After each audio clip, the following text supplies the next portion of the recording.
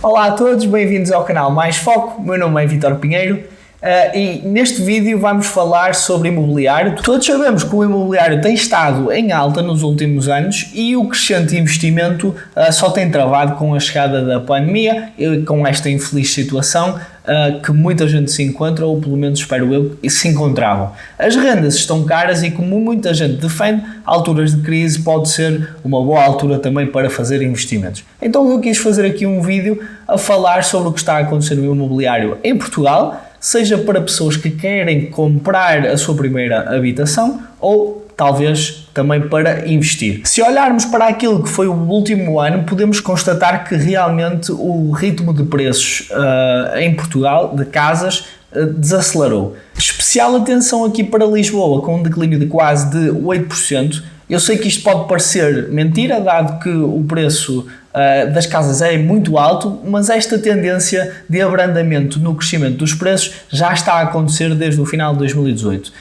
Mas só a pandemia é que realmente veio baixar pela primeira vez desde 2016. Atenção, o imobiliário não deixa de estar a valores absurdos. Estamos a falar de mais de 3 mil euros por metro quadrado em Lisboa. Se formos mais para norte e olharmos para o Porto, esta teve o maior crescimento face ao ano anterior de 19,2% e um valor de 2.233 euros por metro quadrado. Isto é basicamente menos 1.000 euros do que Lisboa, o que não deixa de ser um bocado surpreendente. Em termos médios, em Portugal, o crescimento foi de 3,1%, o que significa que o mínimo esperado é que os vossos salários também estejam a crescer percentualmente, ou pelo menos esse valor.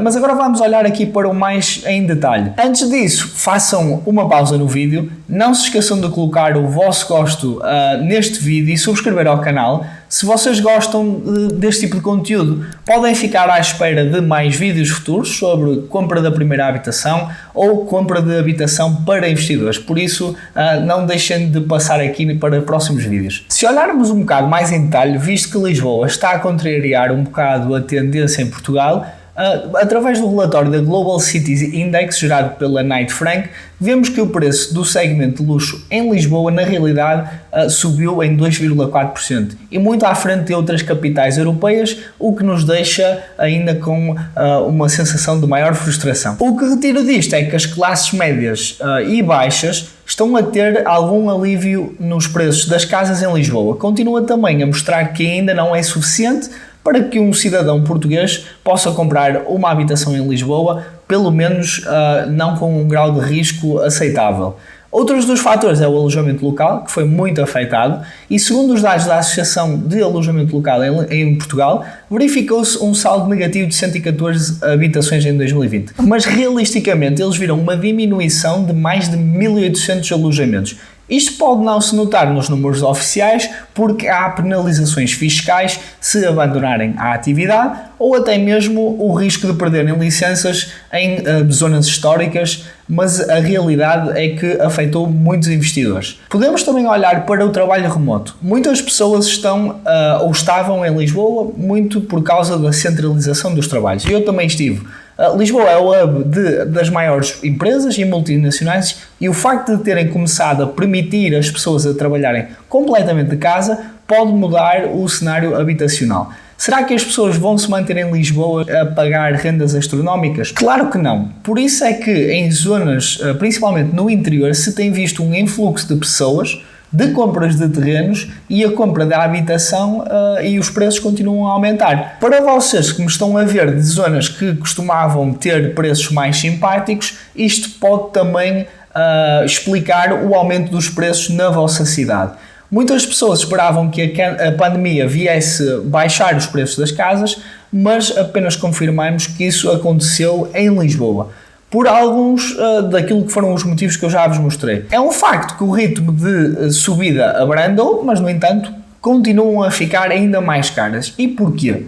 A primeira parte da resposta tem a ver com a oferta. Em termos de nova construção tem havido um grande investimento no segmento de luxo e nem toda a gente tem o poder financeiro para comprar uma habitação desse género. Nos restantes segmentos a oferta não tem aumentado assim tanto, apenas como por exemplo casas que estavam em alojamento local e voltaram para arrendamento normal. Depois temos as taxas de juros, que são as taxas a que os bancos se financiam e por consequência também nós. É possível constatar que, através dos dados publicados recentemente pelo Banco de Portugal, que o crédito à habitação em Portugal mantém-se em alta em 2021. Nos primeiros 5 meses do ano vemos uma clara tendência de subida, com 4,5 mil milhões de euros a serem emprestados.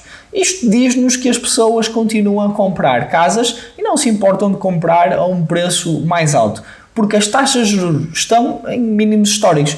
Isto faz com que a prestação mensal a pagar ao banco seja mais baixa se compararmos com um preço de arrendamento, como é claro. Olhando para as avaliações bancárias do valor por metro quadrado, este continua a subir, neste caso está nos 1.215 euros por metro quadrado. As avaliações bancárias estão em máximos históricos, o que me permite ter uma cobertura muito boa para o financiamento. Mesmo ao pagar um valor muito alto pela casa, vou estar a comprar algo que é para mim e a renda mensal muito mais baixa. Isto normalmente é a forma de pensar. Eu acho que também é preciso ter um bocado de cuidado, pois essas taxas de juro deverão subir. Pode não ser nos próximos anos, mas esse é o caminho no longo prazo. E lembrem-se que normalmente os empréstimos à habitação duram muitas décadas. A procura claramente não desapareceu, mesmo com as restrições à movimentação, mas também por outro lado a oferta também não tem aumentado muito, então os preços não baixam. Também nos diz que o mercado de arrendamento é fraco e não cobre as necessidades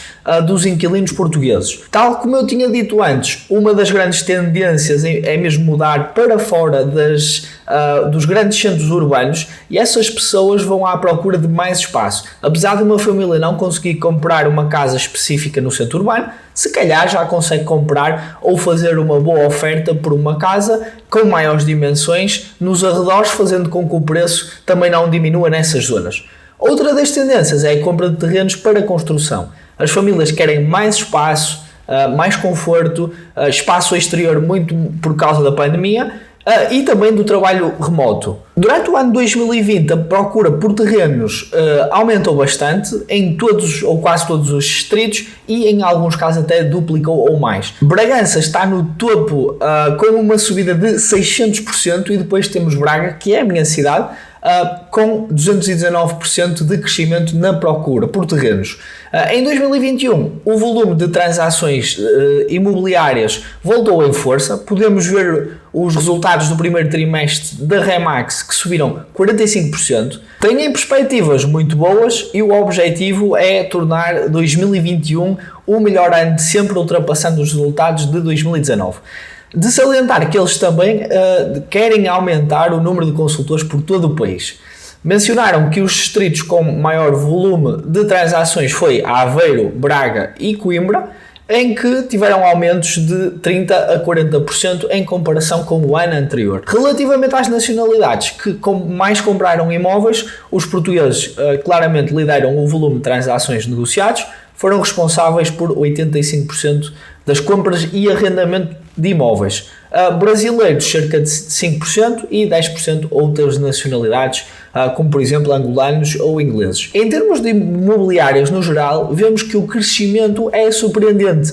A constituição de novas empresas imobiliárias aumentou 37% nos últimos 6 meses, o que nos diz que ainda há uma margem para mais players neste mercado. Certamente estes não têm perspectivas que o mercado português abrande e que 2021 vai ser um ano de grande crescimento. Mas qual é que é a perspectiva futura? Os preços das casas vão continuar a aumentar? Eu vou responder isso com mais alguns dados. Se formos ver o investimento de empresas internacionais em Portugal, tivemos um crescimento de 57% no trimestre. Claramente, a aposta mantém-se em Portugal. Os custos de mão de obra e de construção para novas habitações estão a aumentar desde 2020.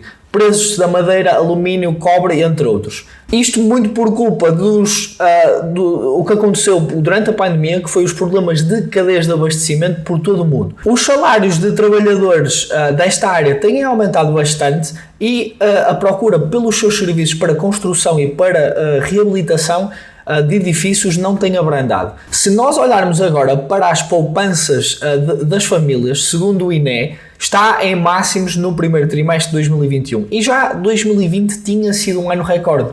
O que nos diz que, apesar da crise ter afetado muitas pessoas, sem dúvida que há muitas famílias a poupar ainda mais. As ajudas económicas e sociais fizeram com que fosse criada o género de uma almofada para a população, como por exemplo o layoff ou as moratórias, mas muita gente acredita que quando acabarem as moratórias o mercado imobiliário vai por aí abaixo. Será que é mesmo? Na minha perspectiva, isso não vai acontecer. Em janeiro deste ano, a situação era que havia cerca de 24 mil milhões de euros em moratórias por parte de empresas e 20 mil milhões por parte de particulares.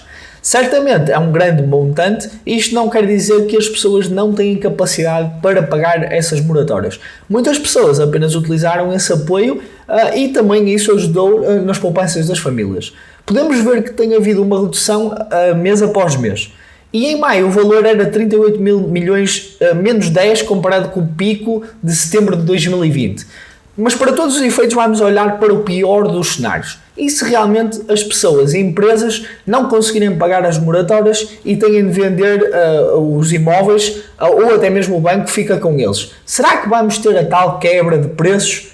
Não necessariamente. Depois da crise de 2008, efetivamente, nos anos seguintes, os bancos tiveram os imóveis de muitas pessoas que entraram em default. Isto apenas contribuiu para o aumento dos tais NPL, que são Non-Performing Loans. Em português é crédito não produtivo e isto é algo que é considerado muito mau para um banco. Os bancos tentaram começar a livrar-se desses ativos, inundando o mercado com imóveis e, por consequência, afundaram os preços. Isto levou a que muitas pessoas pudessem comprar imóveis a preços de sonho. Entretanto, mudou. Hoje em dia nós estamos numa situação bem diferente da de 2008. Hoje em dia os bancos fazem vendas de muitos milhões em ativos a sociedades ou fundos de investimento gigantes com o objetivo de gerir esses NPLs. Obviamente, quanto mais compram, mais desconto têm. O que chega ao mercado, na realidade, para o cidadão comprar, na realidade já não é um excelente negócio. Com tudo isto que eu acabei de dizer e mostrar, é a minha opinião. A conclusão é que deve haver um abrandamento no crescimento dos preços. Claro que certas zonas estão a corrigir os preços porque efetivamente estavam muito sobrevalorizadas, mas daí ter uma queda gigante eu não acredito que vá acontecer. Enquanto a construção de habitações para o segmento médio-baixo não for uma realidade, os preços da construção e a matéria-prima estiverem em alta, as taxas de juros estiverem baixas, devemos ter os preços a continuar a subir. Relativamente às rendas, que também é algo que nós temos de ter em consideração, também deverão aumentar este ano, visto que a inflação tem subido a um passo bastante acelerado, então esperem uma atualização das rendas significativa para 2022. Se vocês tiverem questões sobre a informação apresentada, deixem em baixo o vosso comentário ou até mesmo no meu Instagram, maisfoco_. Portanto, muito obrigado por terem assistido e até ao próximo vídeo.